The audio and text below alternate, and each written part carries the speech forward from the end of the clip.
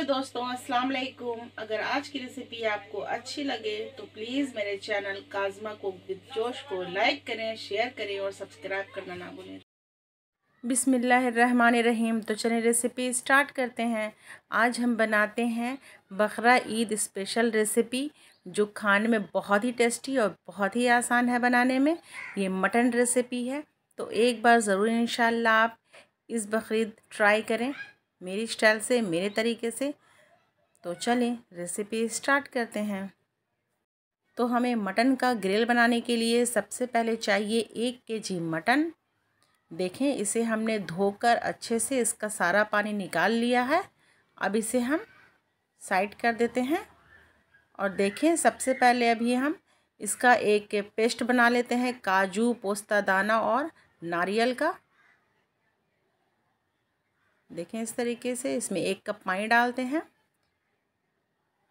अब इसका लिड लगाकर इसका हम सबसे पहले पेस्ट बनाकर इसे साइड करके रख देते हैं।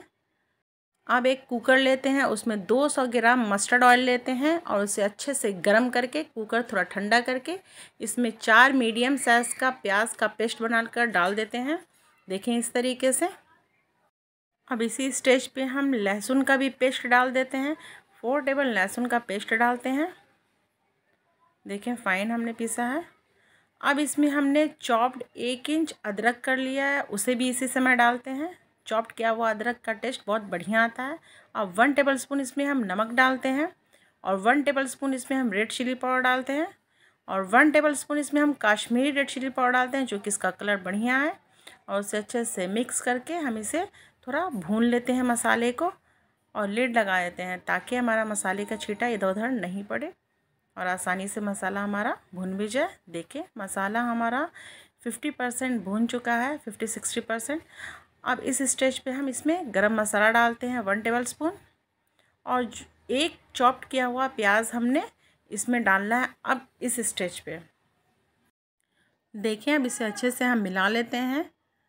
अब इसमें हमने जो ड्राई फ्रूट का जो पेस्ट बनाया था उसे भी डाल देते हैं, काजू, पोस्ता दाना और नारियल का, और इसे अच्छे से हम भूनते हैं। लगभग 80% तक हम इसे अच्छे से भून लेते हैं, ताकि बाद में हमें ज़्यादा भूनने की ज़रूरत नहीं पड़े मसाले को। देखें, हमने इसमें अपने अंदाज से प्याज डाला है, आप इसमें प्याज कम कर सकते हैं। और हमारी रेसिपी में मसाला बहुत कम होता है, बहुत ज़्यादा हम मसाला नहीं यूज़ करते हैं, और ये सारा मसाला हमारे घर का ही है। हमने बाज़ार का कोई भी मसाले इसमें ऐड नहीं किया है। अब 1 कप पानी डालकर हम इसका लिड बंद कर देते हैं। चूँकि मटन हमारा खुद ही पानी छोड़ता है, तो 1 कप पानी काफ़ी है। अब देखें, लिड लगा लेते हैं और इसे हम 4 से 5 सीटी हाई फ्लेम पर डालने के बाद हमें इसे 25 मिनट तक पकाना है, लो फ्लेम पर। देखें, 25 मिनट हो चुका है। अब हम कुकर का सीटी हटाते हैं और फिर इसे खोल के देखते हैं। वैसे तो कुर्बानी का मीट जल्दी ही गल जाता है, जल्दी ही पक जाता है, तो आप 20 मिनट पे भी देख सकते हैं, लेकिन हमने इसे अभी 25 मिनट पर खोला है। और देखें, मीट हमारा लगभग पूरा पक चुका है।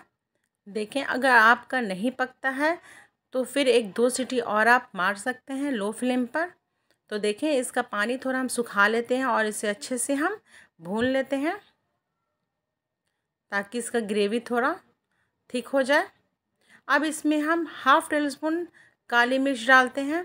आप चाहे तो इसे ज़्यादा भी डाल सकते हैं, इससे टेस्ट बहुत बढ़िया आता है हमारे ग्रिल का। इसे बिहार में ग्रिल कहा जाता है, ग्रिल रेसिपी, और इसे कचौरी के साथ खाया जाता है बकरीद में।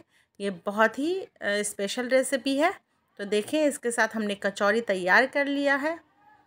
हमारी कचौरी तैयार हो रही है, तब तक हम मटन को थोड़ा भून लेते हैं, उसकी ग्रेवी को। देखिए, हमारा एक तरफ मटन भून रहा है ग्रेवी, और एक तरफ हमने कचौरी तैयार कर लिए है। इसके साथ इसका कॉम्बिनेशन बहुत ही बढ़िया आता है। ये बकरीद स्पेशल रेसिपी है, तो एक बार ज़रूर ट्राई करें। कमेंट में ज़रूर बताएं कि कौन कौन इस बार बकरीद में ग्रिल और कचौरी बनाया है। इसे ग्रिल कहते हैं बिहार में। तो देखें लगभग हमारा मटन तैयार है, भुन चुका है। अब इसे हम सर्व करते हैं। इंशाअल्लाह आप ज़रूर बनाएं इस रेसिपी को इस बकरीद में। तो ये बिहार स्पेशल रेसिपी है। यहाँ मैं बिहार में ग्रिल्ड और टिकिया भी इसे कहते हैं, इसे बहुत लोग कचौरी भी कहते हैं, और उसके साथ सैलड आप ज़रूर लें, ज़रूर ट्राई करें। चलें अब हम इसे ट्राई करके देखते हैं कि ये बनी कैसी है। देखें एकदम सॉफ्ट होके एकदम गला है, पक गया है हमारा मटन। अब चलते हैं इसे हम ट्राई करके देखते हैं कि कैसी बनी है। दिखने में तो बहुत ही टेस्टी है। बहुत ही टेस्टी, बहुत ही यम्मी। और कचौरी के साथ तो ये बहुत ही बढ़िया लग रहा है, और साथ में सैलेड हो तो क्या बात है। तो इस बकरीद इंशाल्लाह ज़रूर ट्राई करें, ज़रूर बनाएं। मेरी आप सभी से रिक्वेस्ट है। और प्लीज़ मेरे चैनल को अभी तक आपने सब्सक्राइब नहीं किया तो प्लीज़ सब्सक्राइब करने में कंजूसी ना करें और मेरे चैनल को सब्सक्राइब करें। रेसिपी आज की अच्छी लगी हो तो थम्स अप दें और शेयर ज़रूर करें ताकि दूसरे लोग भी मेरी रेसिपी पसंद करें। और हाँ, कमेंट में ज़रूर बताएं कि आज की रेसिपी आप लोगों को कैसी लगी है। और आप सभी को मेरी तरफ से बकरा ईद मुबारक हो। इंशाअल्लाह अगली वीडियो में फिर आपसे मुलाकात होगी एक अच्छी सी रेसिपी के साथ। तब तक के लिए जय जवान जय किसान। अल्लाह हाफिज़। Thanks for watching.